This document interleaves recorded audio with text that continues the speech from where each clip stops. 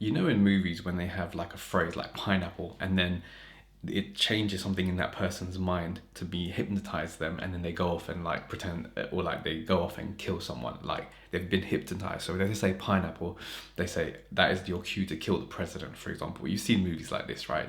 These silly things. However, you can actually use this and apply it for your life every time you need to get into the zone to do something. So I put a video out here a few months ago, but I went in on a 26-mile bike ride, and like it's unplanned. I had no training for it. I just needed to go somewhere and get my sunglasses from my workplace and then come back. But I took a long route. It was a hot summer's day, so I was like, all right, cool, let me do this.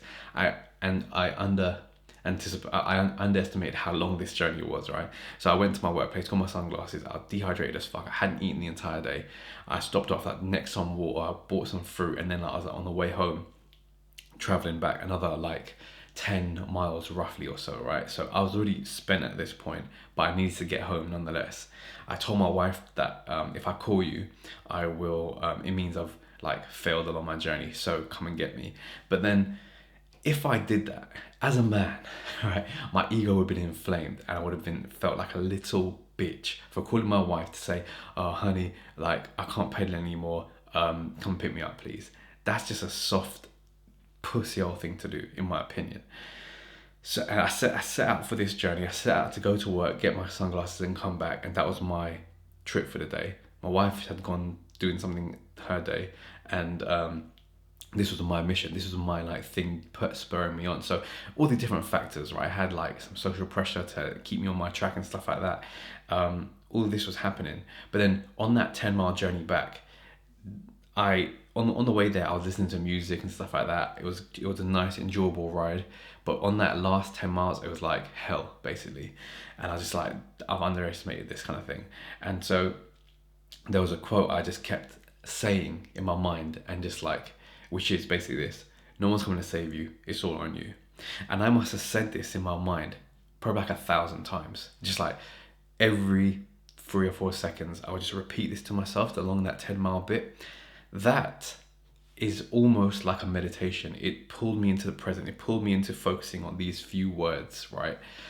And by having that small thing to focus on, I was like training myself in that moment to continue at this thing before I quit this thing. Do you see what I mean?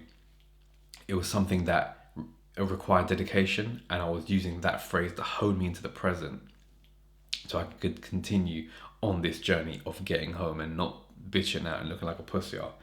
So I did it, and that is like a lesson that stuck with me, which is like, if I just focus on something. So it could be a phrase for you, and these are like in the dire times when it gets really, really tough, right?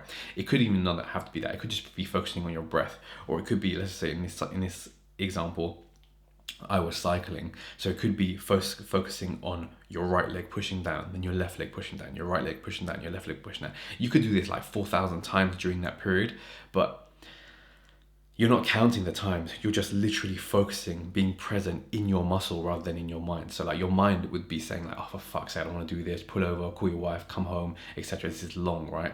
However, your legs don't know what pain is. Your legs are just like doing the thing it needs to do, right? So you could just literally be like, push right, push left, push left, push right, etc., etc. And all of a sudden, before you know it, you're home.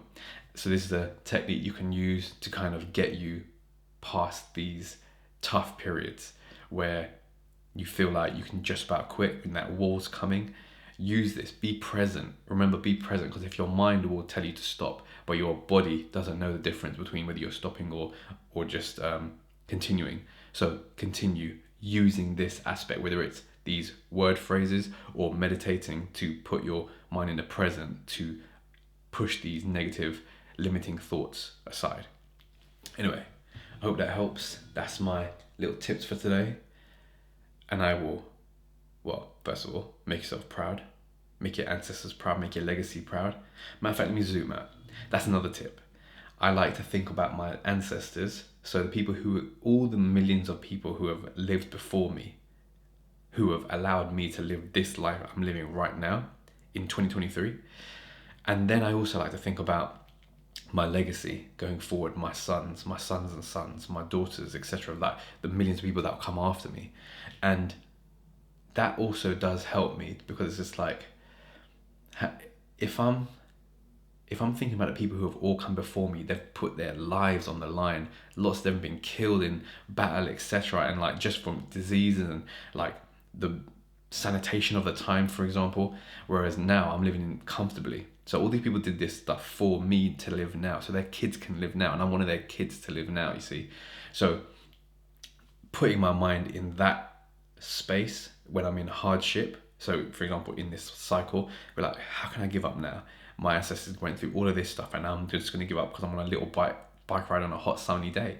Get my sunglasses. What a little bitch. Just get the fuck home and just cycle home. Do you see what I mean? You can use it in all different regards. So that's another little tip for y'all. Anyway, I hope that helps. Remember, make yourself proud, make your ancestors proud, and make your legacy proud. And I will see you in the next video.